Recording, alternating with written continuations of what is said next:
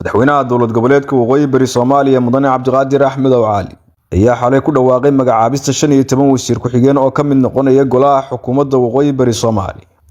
Talaabadan cusub ayaa qayb ka ah dhamaystirka dowladda iyo xoojinta hawlaha shaqo ee wasaaradaha dowladda.